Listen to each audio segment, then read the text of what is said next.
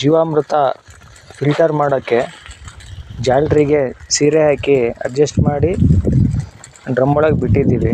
ಸಂತೋಷ್ ಅವರು ಹಿಂದೆ ಮಾಡಿದರು ಈ ಥರ ಫಿಲ್ಟ್ರ್ ಮಾಡೋಕ್ಕೆ ಒಂದು ಒಳ್ಳೆಯ ಮಾರ್ಗ ಅಂತ.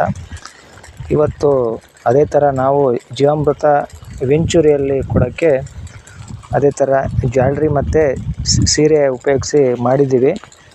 ಸಕ್ಸಸ್ ಆಗಿದೆ, ಚೆನ್ನಾಗಿ ಫಿಲ್ಟ್ರ್ ಆಗ್ತಾಯಿದೆ. ಫುಲ್ ಇತ್ತು, ಇಲ್ಲಿವರೆಗೂ ಇತ್ತು. ಒಂದು 20 ನಿಮಿಷದಲ್ಲಿ ಒಂದು ಡ್ರಮ್ಮು ಖಾಲಿ ಆಗುತ್ತೆ. ಚೆನ್ನಾಗಿ ಫಿಲ್ಟ್ರ್ ಆಗುತ್ತೆ.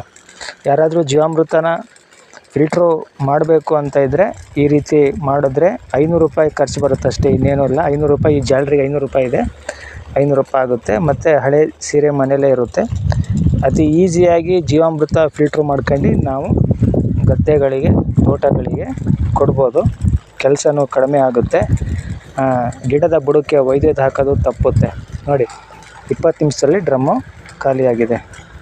ಈ ಥರ ಎಲ್ಲರೂ ಮಾಡ್ಕೋಬೋದು.